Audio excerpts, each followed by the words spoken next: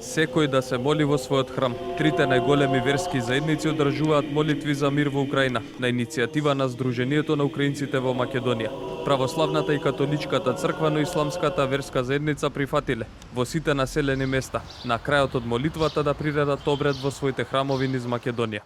Ние се испаднавме со предлог кој беше прифатен од трите најголеми верски заедници за да се одржат молитви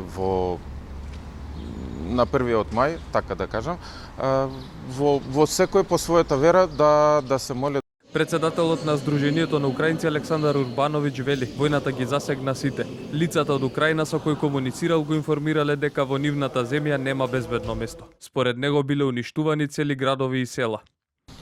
Информирани некои во тешкоти, некои во подобри ситуации, така во војна низ села Украина нема безбедно место.